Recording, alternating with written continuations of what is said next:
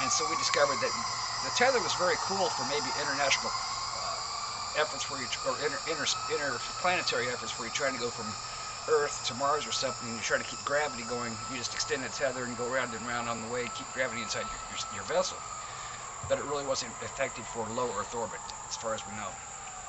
Another one was a Earth mapping radar where the radar would be extended far out beyond the diameter, width, breadth, height of a shuttle, and the radar would actually penetrate the Earth. And we actually found a lot of archaeological sites, rare minerals and rare waters, aquifers, that type of thing I discovered from the Space Shuttle. That was really cool too. Of course, there's Hubble, and Hubble's always been a sentimental favorite of many people in NASA, or for NASA, including myself. I just don't think there's been anything like the Hubble.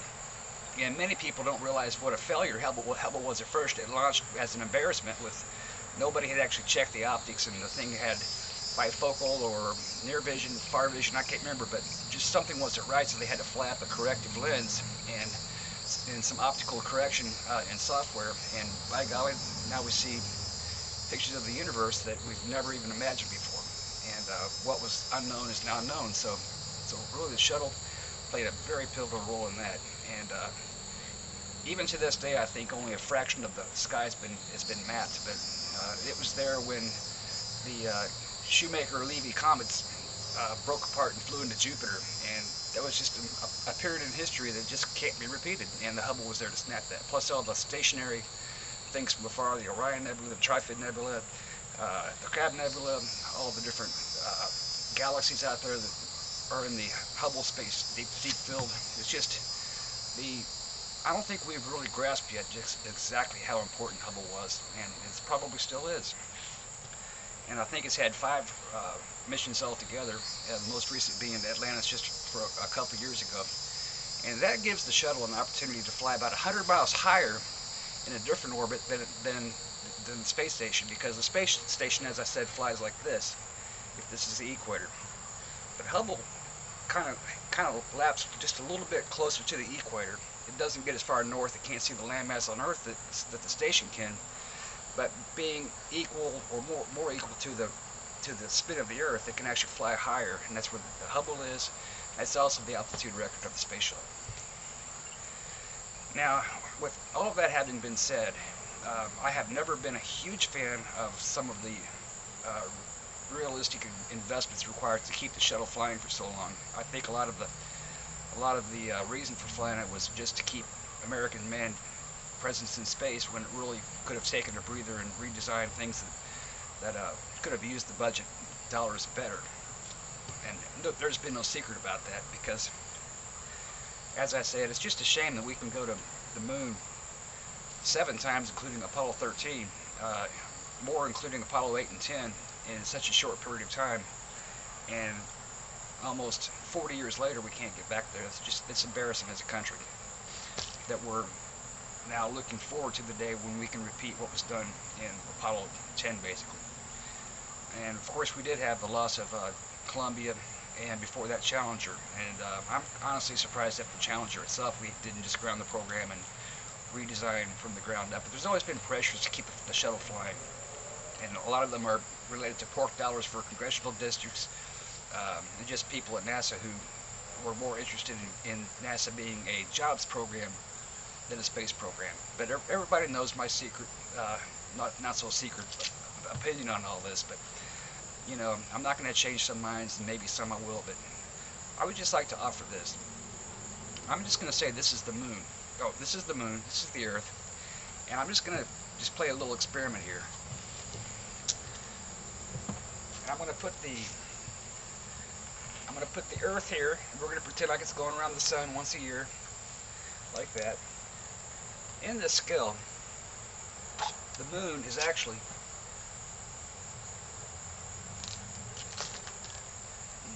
about right there. Oh, about right there. And the moon once a month, 28 point something days, it's actually going like this around the Earth. And around the Earth, and around the Earth. And this is about the scale of what it really is if you were to be out here in a spacecraft and look down on Earth, look at the moon. And the highest that the shuttle has gotten from the surface of the Earth is about that high. That's it. That's it. Hubble is right there. The International Space Station is about right there. Not only do you have to go like this to go to the moon, but since the moon is moving like this all the time, you have to get about 8,000 miles an hour more than you would just orbiting the Earth to escape the Earth's gravity. And somewhere you'll be doing this number, and you're going to come together like this, and you're going to get trapped by the moon's gravity. And then you're going to make your way in, you'll send something down to the surface, the thing blasts off from the surface, somehow finds the command module still orbiting around the moon, and it'll come back.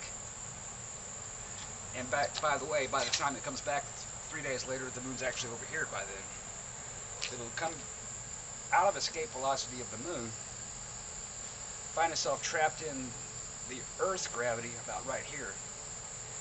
And it'll come in about 25,000 miles an hour, just pulled in like falling down, straight down a deep slope in a car in neutral.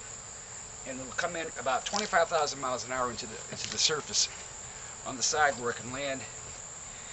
And the atmospherics are very more intense at that speed than they are at the shuttle 17,500 miles an hour.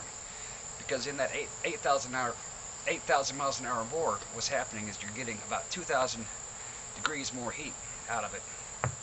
And that's why we never could take the shuttle beyond that small distance from the Earth out to the moon, is because coming back would just be unsurvivable for that extra 2,000 degrees. Someday we will develop something that can do that. It'll be like a shuttle that can go interplanetary and go faster and come back and go further. We just aren't there right now. We may be in black projects like the kind that developed the X-37B, but who knows? We'll be the last ones to find out about it. But because of that limitation, that's why we've been in low Earth orbit for 30 years now. Actually more than that, but you know, I'm not going to count the end of Apollo-Soyuz. I'm just going to start at the beginning of the Shuttle Program. And the future is just so much brighter. We have so many things going on with NASA right now. We got probes going out to Jupiter soon. We have the Cassini already at Saturn. We have SDO, which is studying the sun in ways that are unimaginable from here on Earth. Even our best laboratories couldn't even conceive of that. We have so many things going on with LRO around the moon, which is really discovering great things every day about the moon, far more than the Apollo program ever did.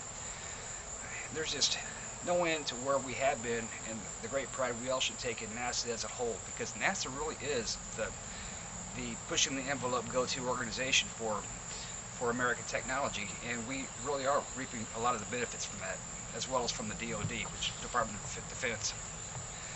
I just want to let everybody know, especially those that have been involved with the shuttle side of NASA, please don't take anything I've said over the last 30 years about the shuttle program personally. I just mean it as an abstract discussion thought.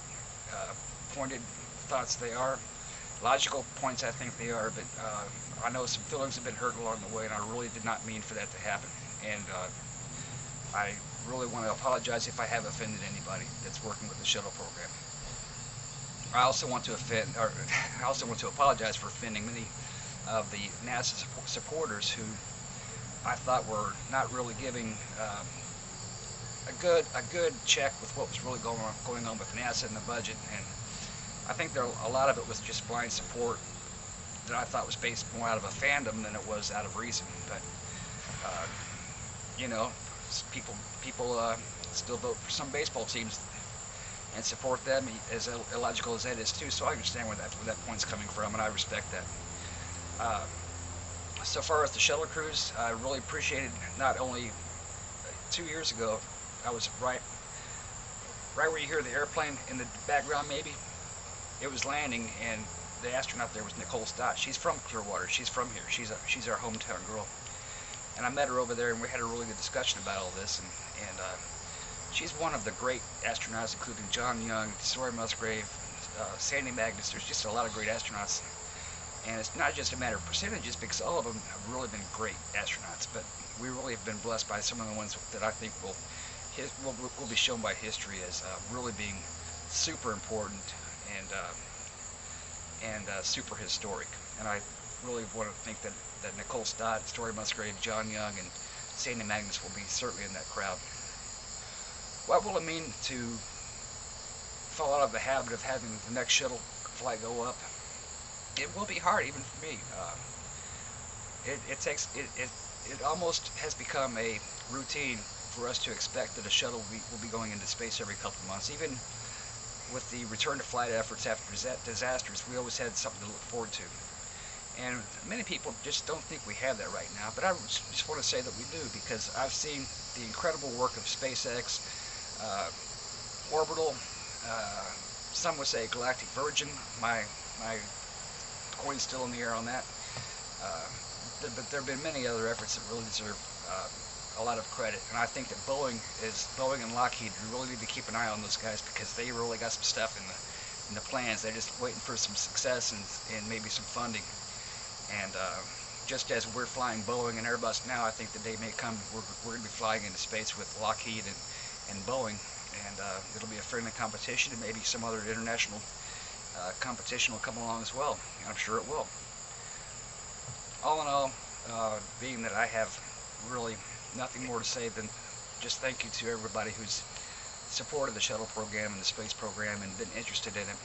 And I want to thank you for your patience in listening to my very long, sometimes, discussions over why or how or when. I think we should just all take a moment to celebrate the great accomplishment that we really have achieved, even if it was underwhelming against the perspective of the scale of the universe. It really has been kind of a mixed blessing to have the shuttle go on this long, but still, we're going to retire it in pride, and I hope it all went up with a bang and ends with a whimper of "We'll stop, Houston."